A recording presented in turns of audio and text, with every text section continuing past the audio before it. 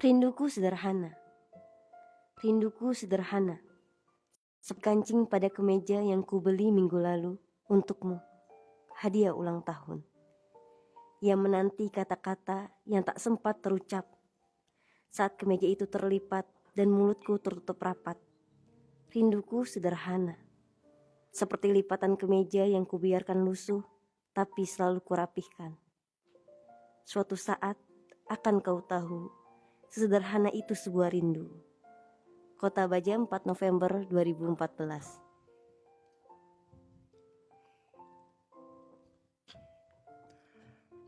Lagu Nestapa Zaman untuk Umi Umdatul Jannah.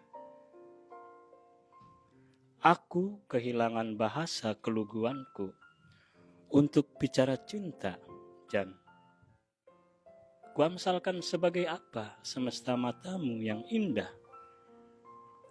Hidup barangkali serupa angin kelana, bebas mengembara ke segala entah. Mesti kugambar sebagai apa segala tuah dan pesona yang kini hilang di zaman yang rentah. Zaman yang telah membunuh kejujuran kita sebagai manusia. Dan kita tanpa diminta jadi terlempar oleh usia.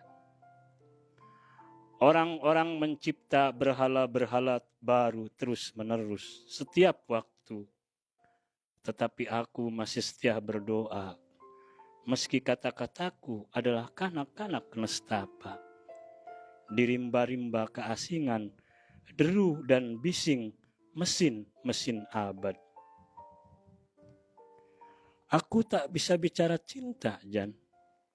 Bila kalimat-kalimat puisiku dibunuh keserakahan para pemalsu kebijakan. Juga aku tak bisa berbuat apa-apa. Melihat sejumlah manusia memerdagangkan kemiskinan dan menjadwalkan perang, meneriakkan nama-nama Tuhan dengan angka-angka dan kalkulasi saham demi keuntungan. Menjual ragam senjata aneka teknologi pembunuh massal dan merekayasa pasar finansial demi kerakusan. Barangkali kita hidup dalam kemunafikan nestapa zaman, hingga agama pun dijadikan alat tukar layaknya komoditas dagang oleh para selebriti yang mengenakan kopiah dan berjualan firman-firman. Sulaiman Jaya 2021.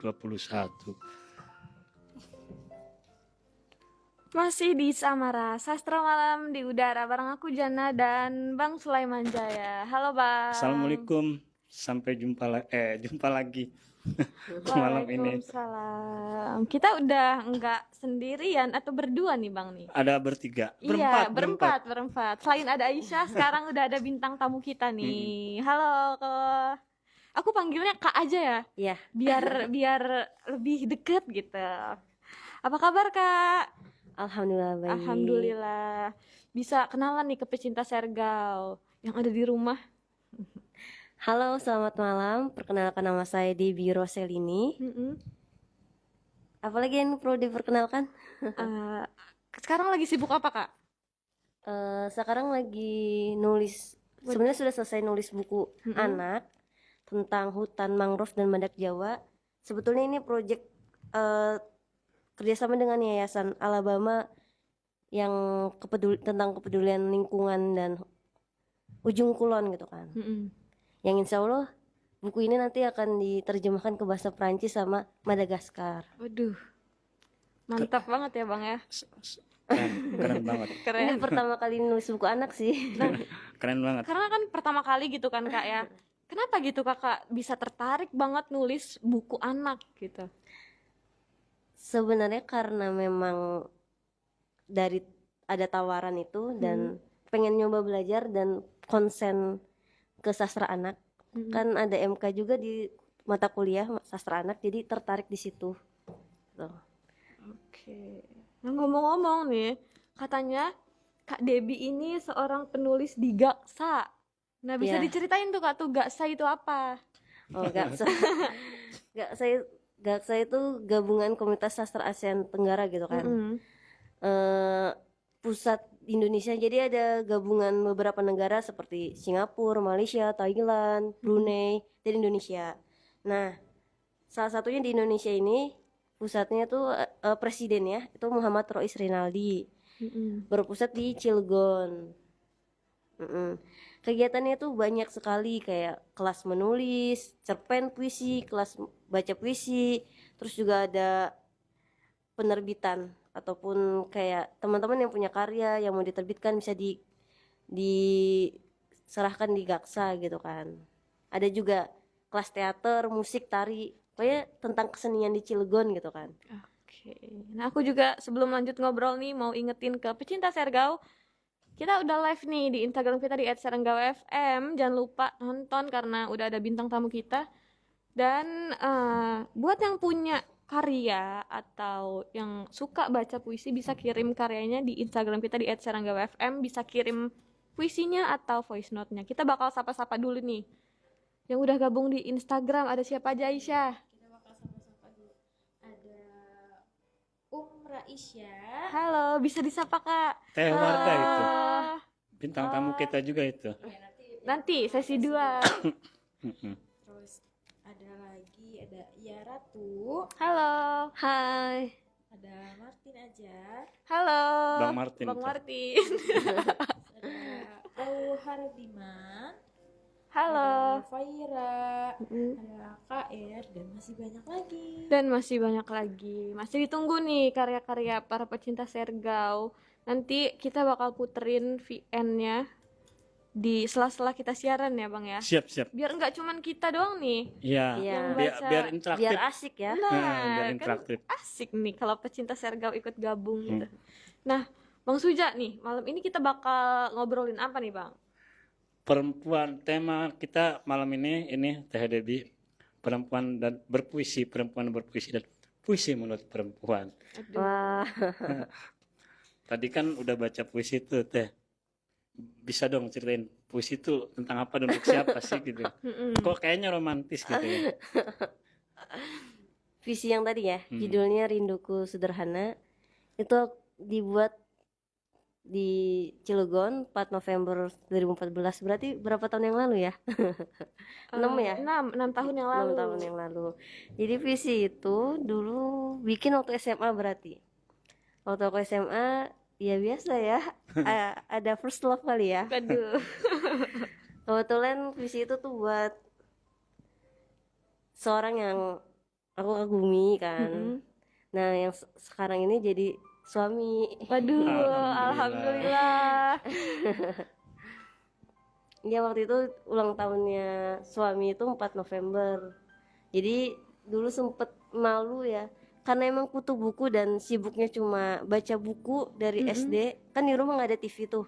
Jadi Iya. dari SD sampai SMA itu baca buku. Makanya suka nulis itu dari situ. Karena dibayar baca buku sama mama. Aduh, dibayar. Iya. Iya, itu cerita yang beda lagi ya. Iya.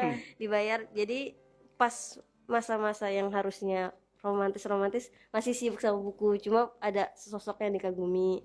Kebetulan akhirnya jadi suami ya. Nah itu pernah beli kemeja buat ulang tahun tapi nggak pernah dikasih. Kenapa tuh?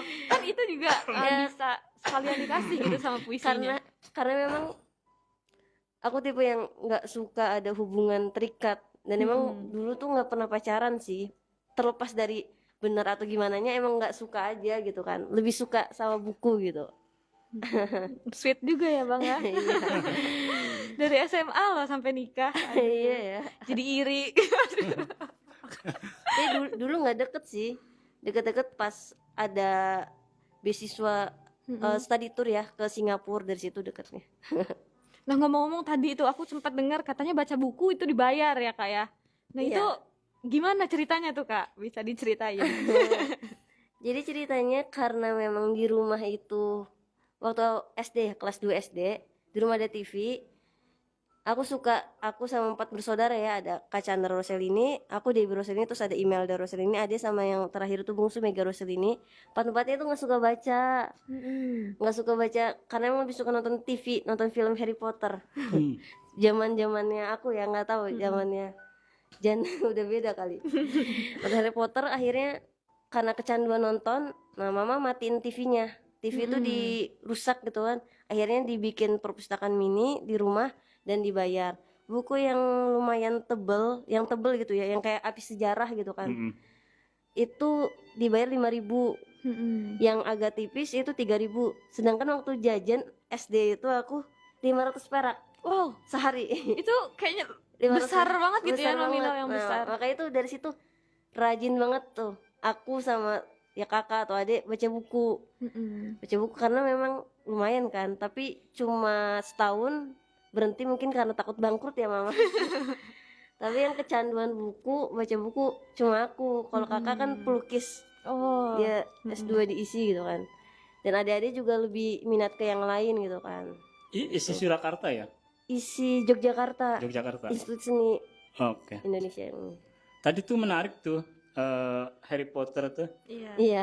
Kebetulan saya baca juga novelnya. Karena Iya. sampai sekarang tuh masih booming banget tuh Uh-uh. film-film Harry Potter. Legend banget ya. Iya. J.K. Rowling. Mm-mm. Dia menjadi penulis paling laris lah ya. Iya, Mm-mm. perempuan Ya. terkaya. Dan perempuan penulis terkaya. Penulis terkaya. Karena memang mungkin muncul di timing yang tepat juga ya. Dan di kebutuhan yang lagi dibutuhkan juga. Iya. Mm-mm. Terus juga materinya itu memang cukup terbilang edukatif lah ya. Bisa dijangkau anak-anak gitu yang dulunya tidak senang baca sastra, kemudian ketika disuguhi buku Harry Potter J.K. Rowling yang imajinatif tapi menghibur, Dia ya tertarik untuk membaca. Setelah bukunya laris terjual, kemudian difilmkan lagi kan, Iya. Mm-mm. Dari 1 sampai 7. sampai 7. Saya sempat nonton beberapa filmnya juga tuh Harry Potter. Dan memang fantasinya itu yang menarik. Iya. Iya, fantasi.